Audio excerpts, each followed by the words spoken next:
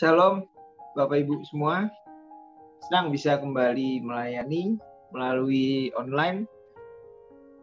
Tanpa terasa kita sudah 1 tahun lebih atau mungkin hampir 2 tahun. Setiap hari kita selalu mendengar kabar buruk, bahkan saya pribadi sudah mulai orang-orang terdekat saya mulai terdampak COVID, mulai ada yang masuk rumah sakit. Tapi Bapak Ibu semua, saya ingin percaya perlindungan Tuhan itu tetap nyata bagi kita. Kita percaya apapun yang terjadi sekarang, semuanya pasti akan mendatangkan kebaikan bagi kita. Hari ini saya akan membawakan satu tema, mungkin Bapak Ibu sudah sering mendengar. Yang saya akan bawakan adalah tentang waktu Tuhan. Tapi nanti mungkin agak sedikit berbeda dari yang sering kita dengar selama ini. Selama ini mungkin kita mendengar ketika sesuatu terjadi, kemudian itu tidak sesuai dengan kehendak kita, atau mungkin itu bukan jawaban doa kita, kita berusaha menghibur diri dengan berkata, oh ini bukan waktunya Tuhan. Kita selalu berkata, waktu Tuhan pasti nanti akan lebih baik. Waktu Tuhan nanti pasti akan seperti ini. Ketika waktunya Tuhan, maka semuanya pasti akan menjadi mungkin. Yes, saya percaya itu semua Bapak Ibu. Saya mengamini itu semua. Saya percaya waktu Tuhan yang terbaik. Waktu Tuhan pasti memberikan jawaban yang luar biasa bagi hidup kita. Tetapi sebelum kita memahami itu, ada alangkah lebih baiknya kita memahami dulu waktu Tuhan itu berbeda dengan waktunya kita.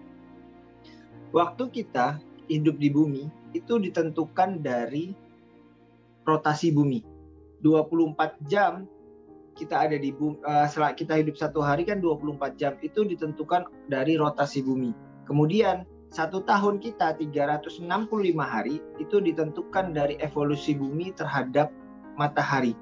Nah, ini yang membuat waktu Tuhan itu berbeda dengan waktunya kita. Kenapa? Karena Tuhan tidak tinggal di bumi. Tuhan tidak terbatas ruang dan waktu. Jadi bisa dikatakan Tuhan itu tinggal di luar waktu. Kalau misalnya Tuhan itu tinggal di luar waktu kita, bagaimana kita bisa mengatakan hari, tanggal, dan nanti kalau jawaban doa kita terjawab itu adalah waktunya Tuhan.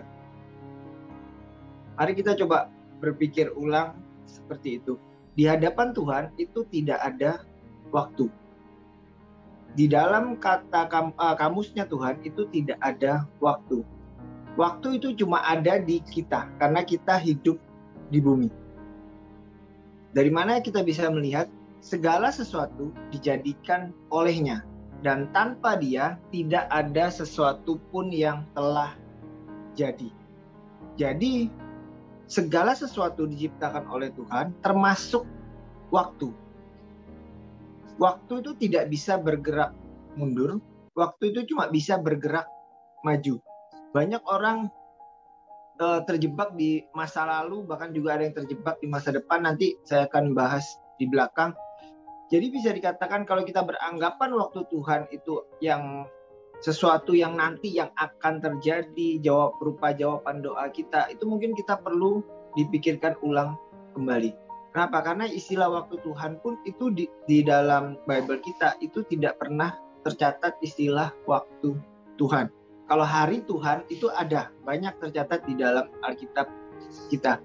Bagaimana bisa kita mengatakan waktunya Tuhan, sedangkan Tuhan yang menciptakan waktu itu? Kemudian Kejadian 1 ayat 1, pada mulanya Elohim menciptakan langit dan bumi.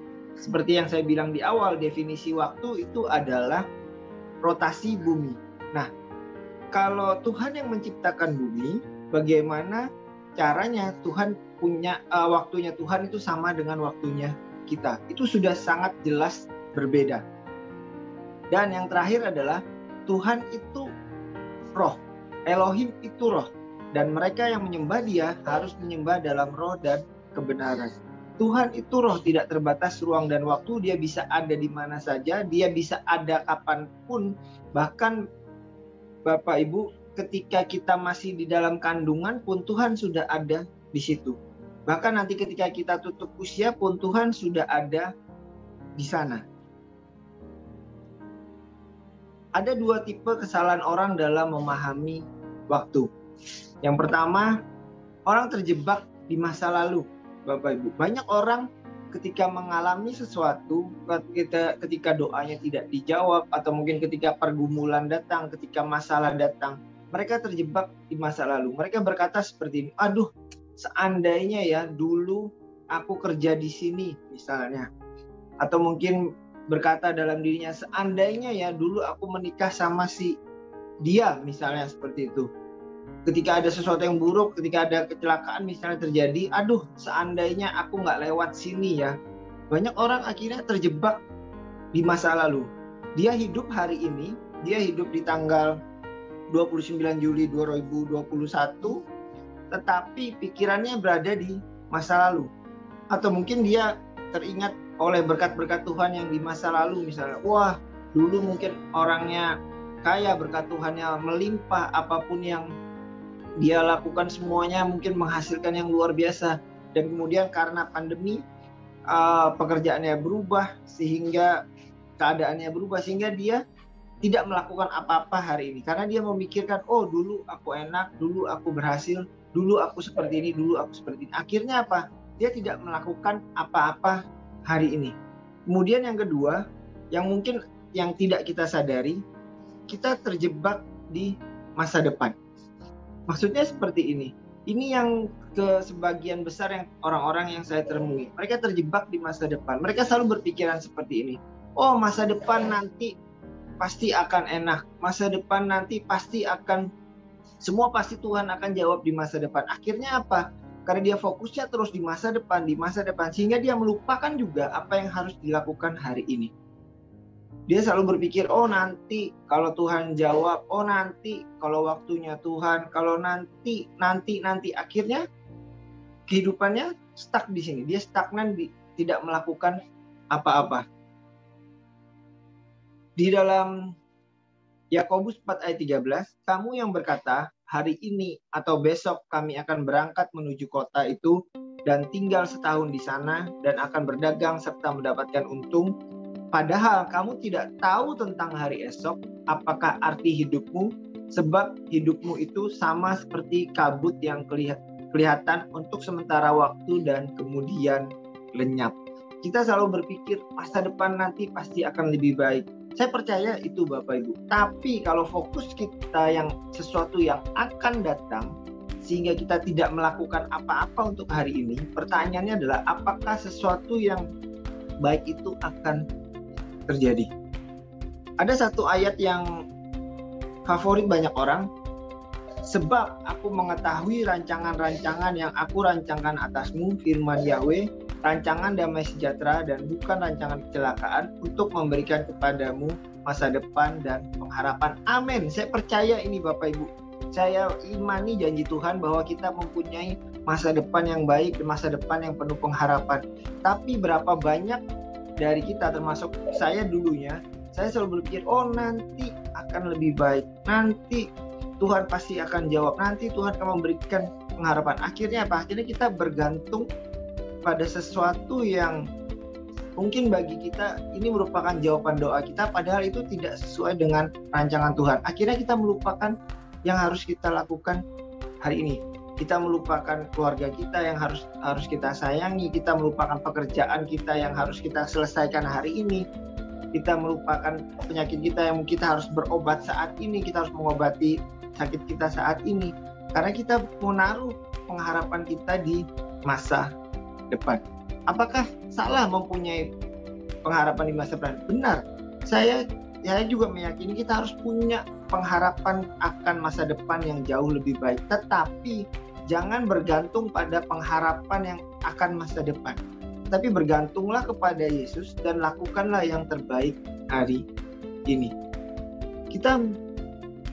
Nah ini yang benar menurut saya adalah waktu Tuhan itu adalah hari ini Bapak Ibu.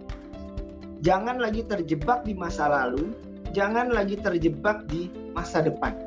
tetapi fokuslah apa yang ada hari ini. Kalau hari ini kita punya pekerjaan mungkin masih dianggap dipandang sebelah mata, kerjakanlah dengan tekun. Kalau hari ini mungkin kita masih sakit, berobatlah, percayalah pada Tuhan, berdoalah hari ini. Jangan pernah lagi berkata, oh aku akan bahagia kalau nanti aku sudah mendapatkan berkat. Tetapi yang benar adalah berbahagialah sekarang. Kita lihat yang dikasih Yesus yang memberikan contoh kepada kita di dalam doa Bapa kami, berikanlah kepada kami makanan kami hari ini. Seperti yang saya bilang tadi Bapak Ibu di awal, waktu itu sebenarnya tidak ada.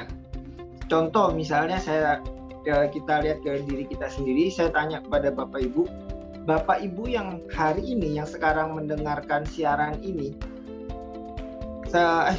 Bapak Ibu yang jam 7 pagi tadi ketika bangun, kemudian jam 7 pagi, apakah Bapak Ibu itu masih ada? Sudah beda Bapak Ibu. Dalam artian seperti ini, sel-sel tubuhnya beda, kondisi fisiknya beda.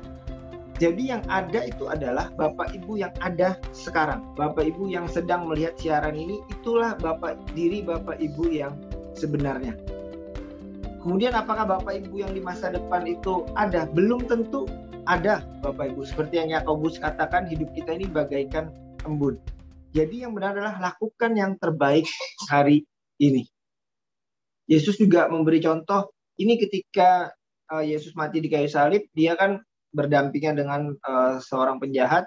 Kemudian orang itu berkata, ingatlah aku ketika kamu akan datang. Yesus berkata, aku berkata kepadamu, sesungguhnya hari ini juga engkau akan bersama dengan aku di Firdaus. Nah, Yesus juga memberikan contoh kepada pada penjahat itu bahwa hari ini juga dia akan bersama-sama di dalam Firdaus.